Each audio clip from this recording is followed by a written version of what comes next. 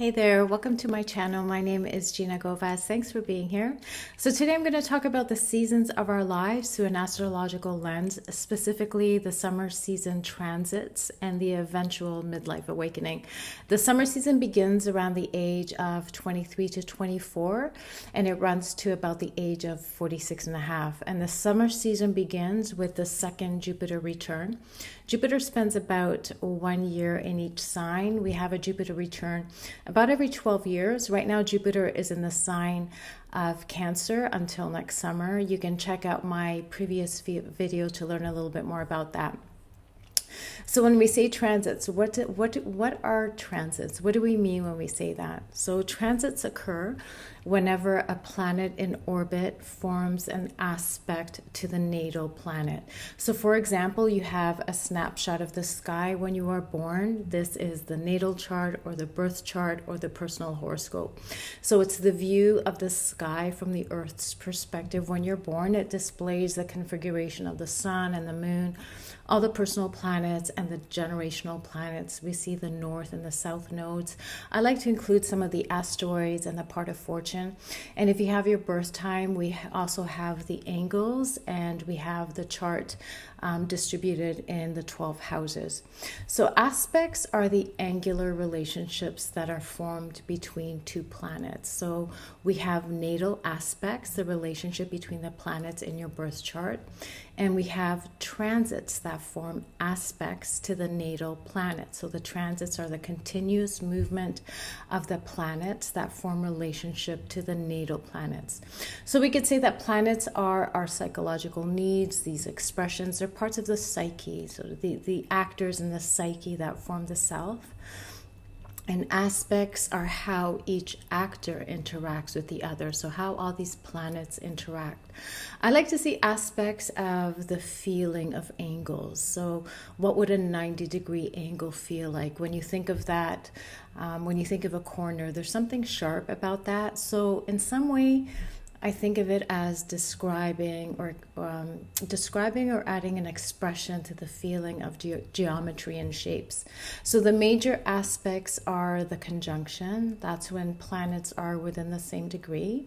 We have the square where planets are 90 degrees apart and the opposition, which is 180 degrees. So in my school of study, the birth chart is our life's project, and transits are the process and the stages of growth and initiation. We can say that transits are psychological in nature. And I share this quote from Carl Jung, who's been a strong influence in modern astrology through the use of archetypes. Every period of life has its own psychological truth, and the same applies to every stage of psychological development. So when we meet the energies of a transit, something within our psyche is awakened, which can be met by the outside world through our surroundings, our circumstances, and relationships. Astrology is about cycles and repetition, and we're always being asked to evolve, and transits are the smaller life cycles that create the development of our life as a whole. Robert Hand writes in his book, Planets in Transits, the purpose of astrology really should be to give you an understanding of your place in the universe and the kinds of energies that are flowing through you and through the physical universe. So transits help us to understand the quality of time. You know, what is the period of time? What is this period of time about? What makes sense? What actions make sense so that we are in flow in a state of co-creation? So the inner turbulence during a transit, if someone is experiencing that, I think is really about the incongruency between a constructed belief system, what we've accepted, a way in which we are living that is at odds with the core of who we really are. So whether we call it the quest to be who we are, the process of self-actualization, or self-realization. As Howard Sasportas states in his book, The 12 Houses, the underlying meaning is clear. All of us possess certain intrinsic potentials and capabilities. So deep within, we know our true nature. We know we have a particular path. And on some level, we even know what it is. So who would you be? What would you naturally be doing if it weren't for the ways in which you've been conditioned by upbringing or family or culture or society or schools or work, and of course by the ambivalence of our own nature. So let's get into it. At about 23 to 24, we experience the second Jupiter return. So Jupiter is concerned with the middle world, and it's our psychological need to search for meaning, truth, and ethical values. We can look to Jupiter as the fast path to enlightenment and the activities that will get us there. So it's a planet that expands. It's one of growth and enlargement. And on a trivial level, this may simply be, where we overdo something, where we overdo things. It may be as simple as overindulgence, which could result in an expanded waistline, or an enlarged mind, where we're expanding our consciousness and how we reach out and include more of the universe and experience more within ourselves. So in general, life flows more easily during a Jupiter transit. Shortly thereafter, at 24, we have a Venus return, and at 26, a Mercury return. So in the chart, Venus is the principal archetype of the feminine, so the sacred feminine expression. On a woman's chart, it is the emerging goddess for the current life. So it's the archetypal energies to embody in this lifetime. And again, this is not about orientation. We're talking about an energy. And on a man's chart, this represents the anima, or the magical feminine. So for example, it is the union of the inner other, the union with one's inner partner, or embracing the feminine within. And it's also what a man would lean towards in partnership. And again, it's regardless of orientation. And Venus is our capacity to attract what is loved and what is valued. It's our urge to relate and to connect. And it's our desire and need to find balance and unity. Now, when we talk about Mercury, we're talking about the mind. So it's the nature of our mind, of our mental habits, our capacity to speak and think and learn and reason. It's how our mind works, how we gain clarity, what kind of conversations feed our soul. So it's really the emerging perception and communication style. And then at around the age of 27, we have a progressed lunar return. So this is based on the progressed chart. And it is a timing technique that displays how we are evolving internally, our emotional development, our emotional evolution. Now, we all have our natal chart, and that is just one moment in time. And the chart is not static, right? We evolve. Our chart sort of displays that. So we have a solar return chart, we have a progressed chart, and that's why we look at transits. There's all different layers and dimensions to the birth chart. So coming back to the progressed moon, it's quite a significant time, because the moon is actually quite personal, and it reveals a deep part of our nature. The moon changes signs every 2.5 days, and it gives shape to the sun's expression. It is the closest celestial body to us, so it is that first filter of our experiences, our perception, our inner world, and our emotions. It's how we move through the day, our unthinking response to the world, what we need to feel safe and nurtured. It's themes of home and parents and roots and our emotions and our instincts. So while the moon changes signs every 2.5 days, in the progressed chart, the moon changes signs about every 2.5 years. So every 2.5 years, there is an undercurrent that is changing within. There's a theme in sort of that changes in our lives every about 2.5 years. So by 27, the moon has gone through all the signs in the progressed chart and has returned to the natal position. And at that time, we also have what is called a nodal reversal. This is based on the placement of the north and south nodes in the birth chart. And it's a point of realignment where we can ask, am I moving towards my North Star? What qualities am I developing, and what tendencies do I need to leave behind? So right now, the north and south nodes are in the signs of Virgo and Pisces. I've also created a video for that you can go and check out if you want to learn a little bit more about that.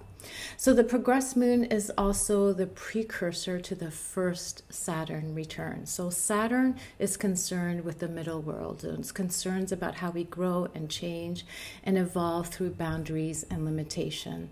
So it's our relationship with our third dimensional reality, what is physical and what is tangible. So while Jupiter expands, Saturn contracts. So by 29 and a half to 30, we experience the first Saturn return, and it's the initiation to adulthood. This is why we want to get quiet at the progressed lunar return. We want to hear our internal world. We want to hear the moon's dreams and our inner world, because it's Saturn that can take that and create our reality. With that Saturn cycle, there's this acute awareness of the passage of time, the natural progression of time and personal development. Saturn forms an aspect to the natal placement every 7 years. We have a square, an opposition, a square, and then we have the full Saturn return. So that's why this planet has been equated with chronological time and seeing the smaller lifetimes in the entirety of the lifetime.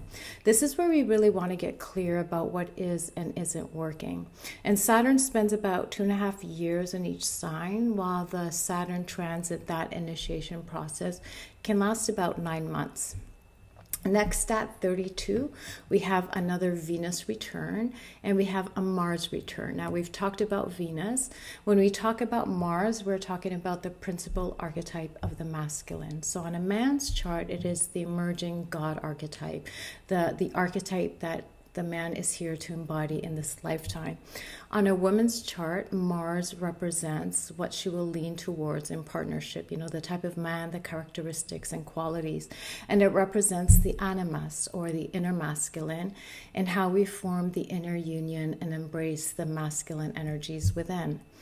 Now, at about 35, 36, we have our third Jupiter return. So we see that there's this rhythm, a pattern of expansion, and then this contraction where we stabilize, recreate form and structure and solidify. And at around 37, 38, we have our second nodal return. That's another point of evaluation and realignment with original intent. And then as we enter the fourth decade of life, we meet the upper realm and we meet the higher octave planets.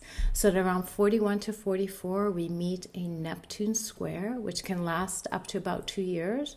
And as early as 40, we meet the first Uranus opposition.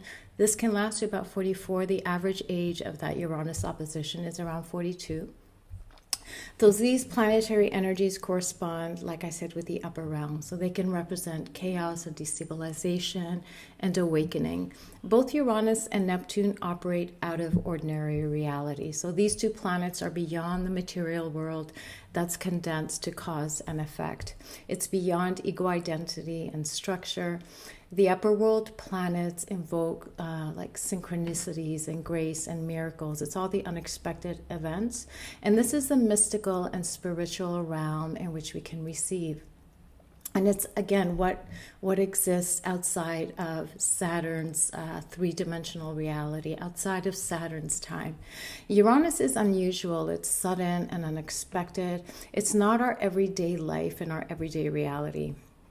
So these transits can feel challenging if you resist newness and change in your life. Uranus challenges rigid structures that we may spend all our lives working hard and trying to build. It's the sense of certainty and stability, consistency, predictability. And then, it's the rigidity that one may be sacrificing their personal truth, their personal authenticity, just to maintain that status quo or that sense of safety. It's where we go along with things, knowing deep within that it's not really who we are or where we really want to be. So during these transits is where we ask, is the life I've created really keeping things fresh and alive? Or is this rigidity ultimately destructing in the highest sense of our life purpose? And then when we're talking about Neptune, Neptune is usually one of the most difficult planetary influences to work through because it is pure consciousness. So as Virginia Bell writes in her book, Midlife is Not a Crisis, Neptune is pure consciousness. It is spirituality. It is our dreams, our visions, it's music, and it's also illusion and deception and addiction. It is very subtle and silent, and it can come as this form of low energy or depression or aimlessness. So there's this deep longing to connect with something greater than ourselves. And life can become confusing and unclear. So Neptune has this ego denying influence, which can lead to excessive self-martyrdom or self-sacrifice. Or on the other end, it could just be the desire to have other people take care of us. The difficulty is that Neptune dissolves what Saturn builds. So essentially, Neptune challenges and dissolves the logical ways that we've constructed life and, how we define reality and how we understand the world. So the best thing to do is to surrender, especially if you have Neptune in aspect to any personal planets or angles, if you have strong 12th house or Piscean themes in your chart. When we say, the best thing to do is surrender, what does that mean?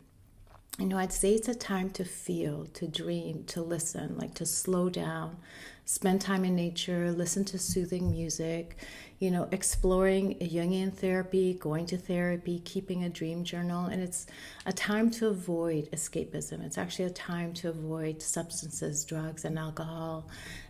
Even overextending the self and looking for constant distraction. It's really not a time to take a major action, to overthink or analyze because things aren't clear. It's a time to slow down and turn inward. So both Uranus and Neptune, while they both operate very differently, both are really trying to wake us up to who we really are. And then there's this transitional gear change with a Saturn opposition at around the age of 44. And this is where we ask, where am I now? Again, Saturn is our three-dimensional reality. It is form and structure. It's our operating manual. And here is where we would be asking what is and isn't working in my reality. Then at around 46 to 46 and a half, we have a Mercury return and a nodal reversal. And we talked about Mercury being the mind and a mind frame, and the nodes have to do with realignment. And after this point, we are ready to enter the next season, and this would be the fall season of life, which begins around 47 to 48. And again, it begins with a Jupiter return. So what I've shared today are the transits that we all experience, regardless of where the planets are in the chart. The timing is the same. We all share these developmental cycles. And in between all of these developmental cycles, each person, based on their own chart, could be experiencing other activations, other transits at the same time. So, for example, if you have, let's say, Saturn at 12 degrees Aries, you have your Saturn return. When Saturn comes back to that 12 degrees Aries when you're around 30, let's say your Mercury is in the next sign of Taurus and it's at 4 degrees. So after that Saturn return, shortly thereafter, you will experience a Saturn transiting your Mercury. Or let's say you were born on a full moon. You have the sun and moon opposite each other in the birth chart. And you're born with Jupiter conjunct the sun. So Jupiter is very in close proximity to the sun, which would also mean Jupiter is opposite the moon. So every Jupiter return will also activate your sun by conjunction, but it will also activate the moon by opposition. So where we would have a Jupiter return every 12 years, well, every 6 years you would have a Jupiter conjunction to the moon opposite the sun. So we can see how in between these stages of development, there's also these other little life cycles that are happening. I really like what Carol Bushman says in her book, The Art of Predictive Astrology. Astrology is the study of how we deal with, experience, and relate to energy. Sometimes we experience the energy as an inner need or desire to make a change, take a chance, or do something new or different, as stimulated by a conjunction. Sometimes the energy emerges as an obstacle, a challenge, or an opportunity, as demonstrated by a square aspect, or with an opposition. It may be a crisis in a relationship or a learning experience through another person. All this creates energy, and we all respond to that energy differently based on our degree of awareness. And I think that's what we are being shown, is that nothing is outside of us. Everything is reflecting something of our internal world, or the ownership of our own growth and our wholeness. So what we're really doing here is exploring the intent of this lifetime and knowing that we can choose to cooperate with our original intent or not. So as an astrologer, when I sit with clients, we don't track transit as a means to predict the future. We do so to gain important information about the quality of time. And with this, we can take command and control of our life. After all, I feel we have free will and choice, but we only do so to the degree of our awareness. And through this astrological lens, we can view life from a much larger perspective. So when we're faced with an obstacle or a dark period in our life, we can ask, what am I learning? How is this helping me to evolve? Because we have a larger context and sense of meaning. And this, my friends, is the gift of astrology. So I hope this has been helpful. I'd love to hear from you. If there is a specific transit that you're experiencing now, what season of life you are in, I will be back to share a little bit more on this, progressing into the next season, and some other themes with Saturn and the nodes. Please comment, share any feedback. I'd love to hear from you. Until next time, be well.